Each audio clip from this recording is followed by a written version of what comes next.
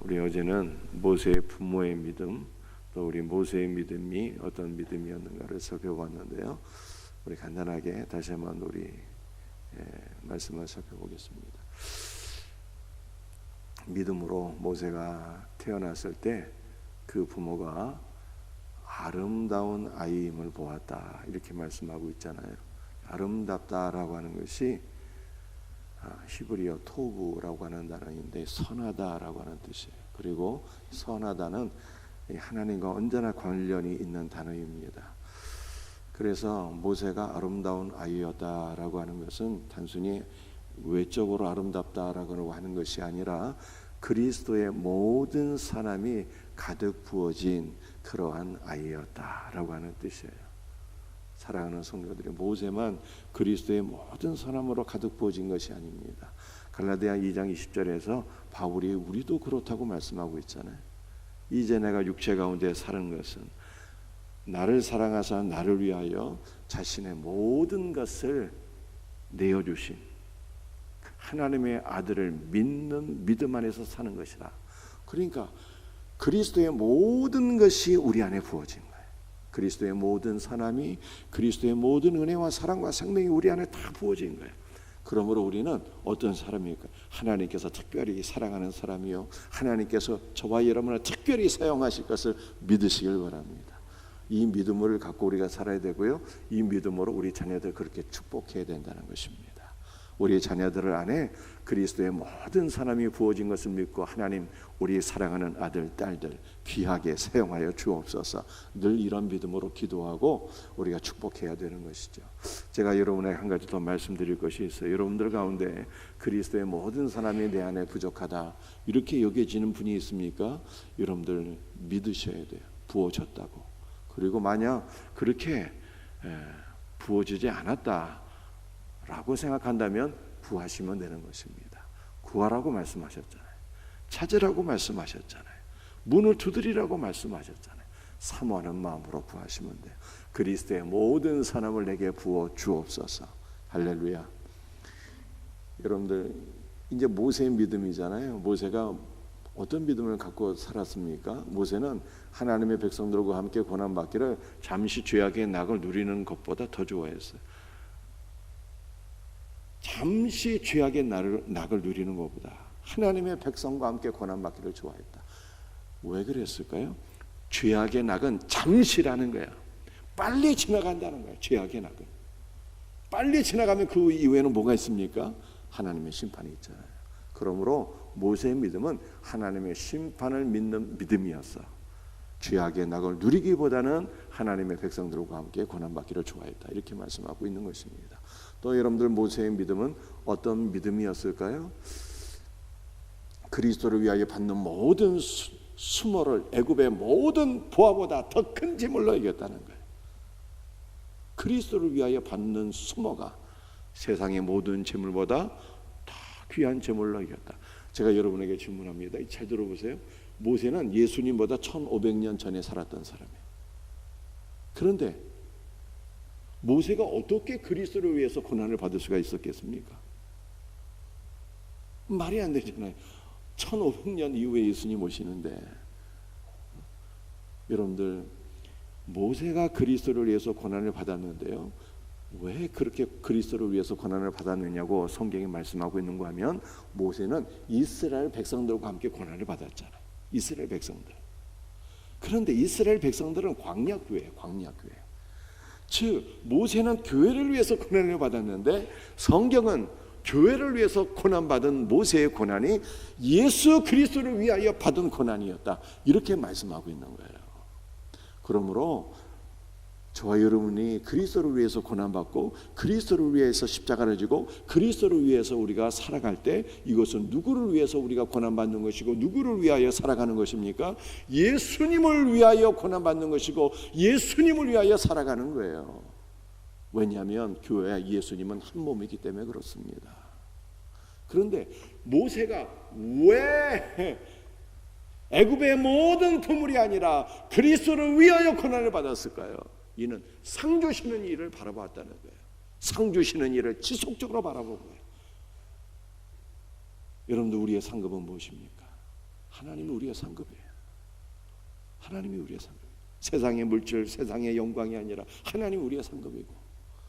여러분들 바울은 또 놀라운 말씀을 하나 하는데요. 나의 기쁨이나 나의 소망이나 나의 면류관이 무엇이겠느냐? 우리 주 예수께서 재림하실 때 바로 너희가 아니냐라고 데살로니가 교회 성도들에게 이렇게 고백을 했어요. 여러분들 이것은 우리 성도들의 상급이 무엇일까라고 하는 것인데요. 성도의 상급은 구원받은 성도가 우리의 상급이라는 거예요. 우리가 기도하고 섬기고 복음을 증거해서 거듭난 영혼들, 그들이 우리의 상급이라는 거예요. 여러분들 우리 성도는요, 이 땅에서부터 상급을 누리는 거예요. 진실로 주 예수를 만나고 그를 얻고, 또 우리 자녀들, 우리 살아가는 가족들이 예수 그리스도를 믿어서 거듭나고, 최고의 상급이에요. 우리는 살았을 때 천국을 누리는 거예요. 우리 가정 안에서 우리는 현세에서 주님의 상급을 누리다가 내세 더 큰 상급을 누리게 되는 것입니다. 상급을 소망하는 것은 기복신앙이 아니에요. 지속적으로 상 주시는 하나님을 바라보시고 주님을 상급으로 받을 수 있는 우리 복된 성도들이 되시기를 예수님의 이름으로 축복합니다. 자, 오늘 27절 말씀, 이 말씀 한번 같이 읽도록 합니다. 시작. 믿음으로 애굽을 떠나 왕의 노함을 무서워하지 아니하고 곧 보이지 아니하는 자를 보는 것 같이 하여 참았으며. 오늘 본문 말씀은 어제에 이어서 모세의 믿음을 계속 말씀하고 있는 것입니다. 여러분들 모세의 믿음은 어떤 믿음이었을까요? 애굽을 떠날 때 왕의 노함을 무서워하지 않는 믿음이었다라고 말씀하고 있습니다. 여러분들 모세는 애굽을 몇 번 떠났을까요? 애굽을 2번 떠났어요. 첫 번째는 언제 떠나게 되었습니까? 무슨 이유로 그가 애굽을 떠나게 되었습니까? 자기 동족 이스라엘 백성들을 괴롭히는 애굽 사람을 바라보면서 분노를 참지 못하고 애굽 사람을 때려 죽였는데 이것이 탈로 날까봐 무서워서 애굽 왕 바로를 두려워하여 그가 애굽을 떠나서 광야로 가게 됩니다. 이것이 첫 번째 애굽을 떠나는 일이었어요. 그래서 첫 번째 애굽을 떠났을 때는 바로를 무서워하면서 떠나게 되었습니다. 그런데 두 번째 애굽을 떠나게 됩니다. 두 번째 애굽을 떠난 것이 이스라엘 백성들과 함께 출애굽을 하게 된 것을 가리키는 거예요. 그런데 두 번째 이스라엘 백성들과 함께 출애굽을 하게 되었을 때는 왕의 노함을 무서워하지 않았다, 이렇게 말씀을 하고 있는 것입니다. 그런데 두 번째 애굽을 떠날 때 왕의 노함을 무서워하지 않았다는 것이 정말 놀라운 일입니다. 왜냐하면 출애굽기 14장 10절의 말씀을 보게 되면 바로가 가까이 올 때 이스라엘 백성들은 심히 두려워했습니다. 왜 심히 두려워했을까요? 바로가 애굽의 모든 군대를 총동원해서 모세를 뒤쫓았기 때문입니다. 모든 병거와 모든 마병을 총동원해서 모세와 이스라엘 백성들을 뒤쫓았기 때문에 이스라엘 백성들은 막 두려움에 질려버렸어요. 그런데 그때 모세는 두려워하지 않았습니다. 출애굽기 14장 13절에 이렇게 말씀하고 있잖아요. 우리 말씀을 한번 같이 읽어보겠습니다. 모세가 백성에게 이르되 너희는 두려워하지 말고 가만히 서서 여호와께서 오늘 너희를 위하여 행하시는 구원을 보라. 두려워하지 말라. 이스라엘 백성들아, 두려워하지 말라. 오늘 여호와께서 너희 가운데서 행하시는 구원을 보라. 이렇게 모세가 말씀을 선포했습니다. 구원을 보래요. 그런데 구원이 무엇입니까? 구원이라고 하는 단어 자체가 바로 예수. 우리 예수님의 이름의 뜻이 구원이라니까요. 여호와께서 행하시는 구원을 보라. 오늘 주 예수께서 우리 가운데 우리의 구원을 이루어 주실 것이다. 모세가 이렇게 말씀을 선포하는 거예요. 여러분들, 우리는 환난과 고통과 위기의 시간에 무엇을 바라봐야 되는 것입니까? 주 예수 그리스도를 바라봐야 되는 거예요. 예수님을 바라보게 될 때, 여러분들 예수님이 어떤 분이십니까? 예수님, 우리의 구원을 이루시는 분이에요. 우리를 승리의 길로 인도하시는 분입니다.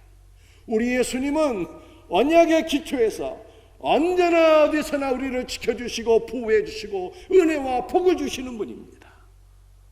이 주 예수 그리스도를 바라보게 될 때 우리 마음속에 두려움은 물러가게 되고 담대한 마음으로 승리하게 될 것을 믿으시길 바랍니다. 여러분들이 지금 어떠한 상황 속에 있습니까? 여러분에게 어떠한 문제가 있습니까? 두려워 마시고 예수님을 바라보세요. 진실로 예수님께서 여러분 가운데 구원을 행하시고 모든 문제 가운데 승리하게 하실 것을 믿으시길 바랍니다. 27절 말씀을 제가 다시 한번 읽어볼게요. 모세의 믿음은 어떤 믿음이었을까?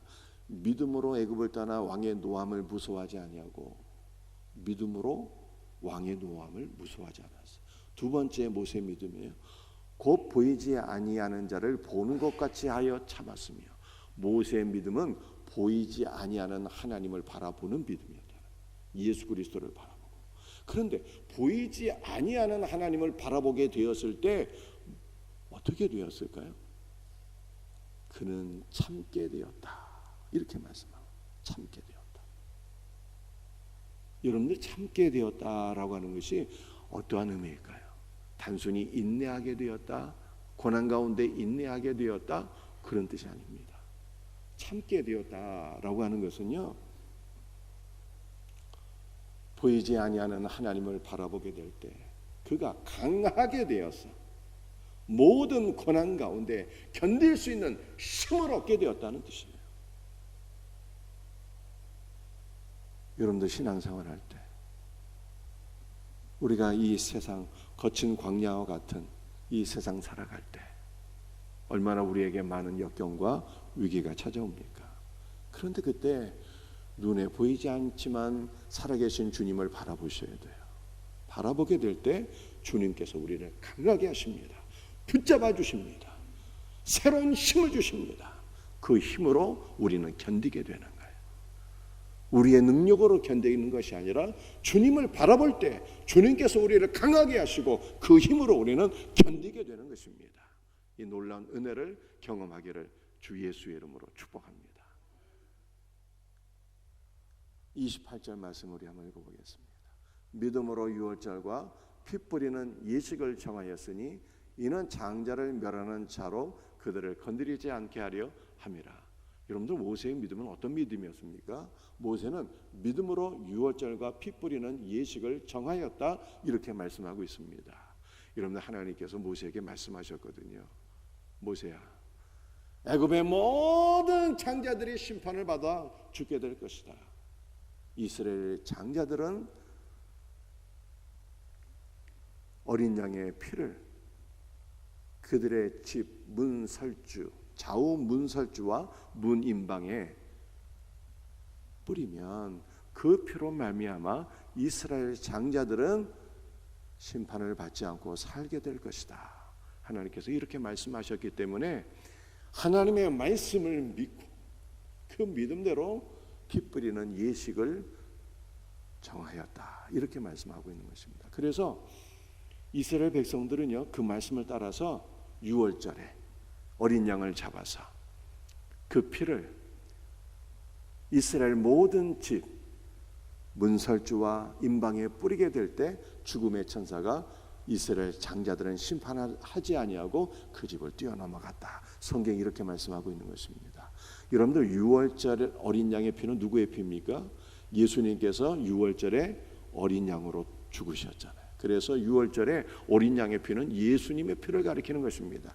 그 피가 뿌려졌을 때 그 집안에 사는 사람들은 누구일지라도 그가 누구일지라도 신분의 고하를 막론하고 그가 누구일지라도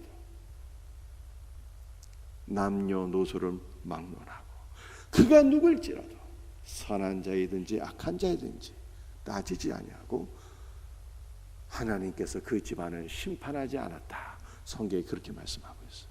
그러므로 구원은요, 우리의 타고난 의로 받는 것이 아닙니다. 우리의 선함으로 받는 것이 아닙니다. 예수 그리스도의 피의 공로로 구원받는 거예요. 제가 여러분에게 한 가지 질문합니다.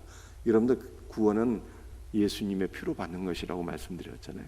그렇다면 우리가 변화되는 것, 성화되는 것은 어떨까요?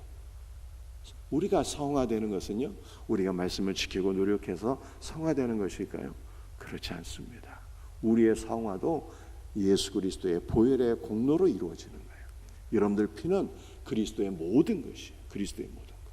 우리는 피로써 죄 사함을 받고 피로써 생명을 누리고, 그런데 그리스도의 피에는요, 그리스도의 영적 DNA까지 다 들어있어서 우리가 피의 공로를 누리게 될 때 그리스도를 닮아가게 되는 거예요. 진실로.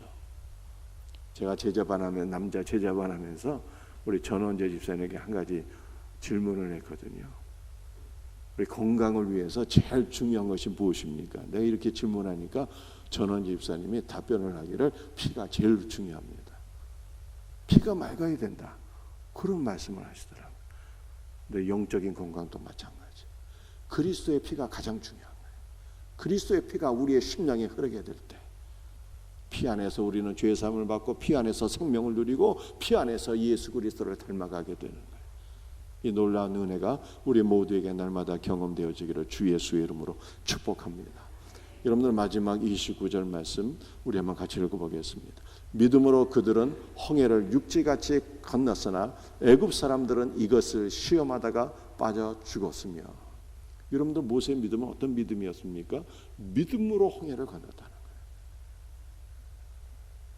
여러분들 홍해라고 하는 것은 무엇입니까? 바다를 가리키는 거잖아요. 레드시.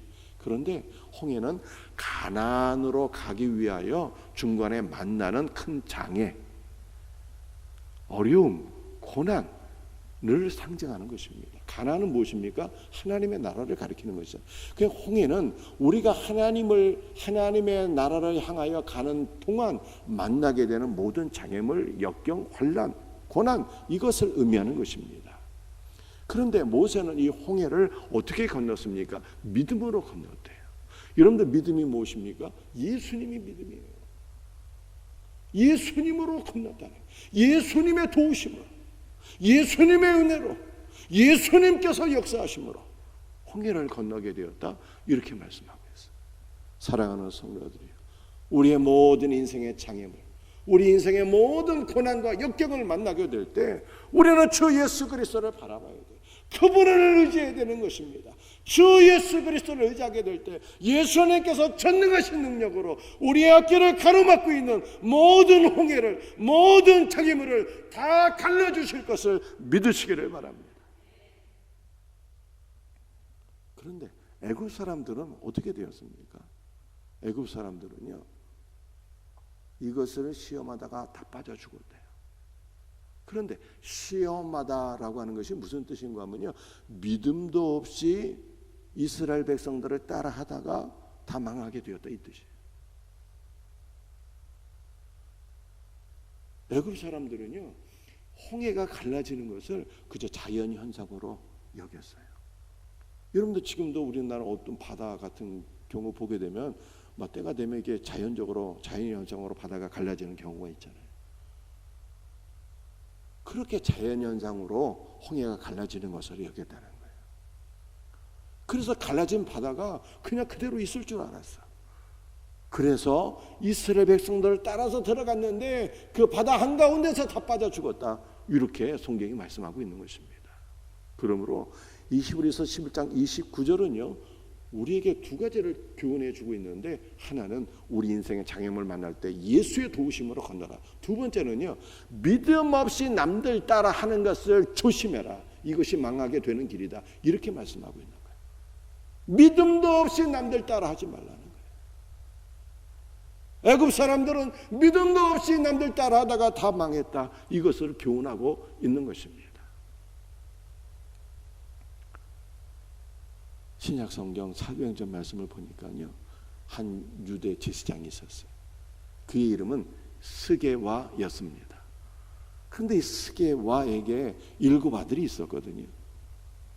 그런데 이 스게와의 7 아들이 믿음도 없이 사도 바울을 따라했어요. 내가 바울이 전파하는 예수의 이름을 빙자하여 악한 귀신들아 너에게 명하는데 다 물러가라 했거든요. 믿음도 없이 따라한 거예요.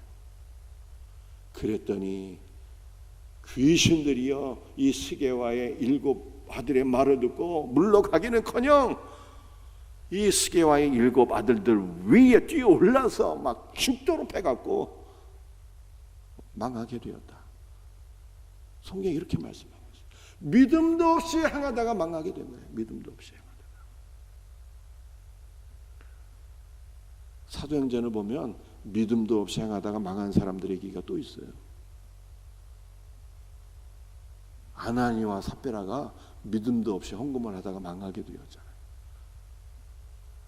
바나바가 믿음으로 하나님 앞에 헌신을 하게 되었는데, 그랬을 때 사람들이 막 그들을 존경했거든요.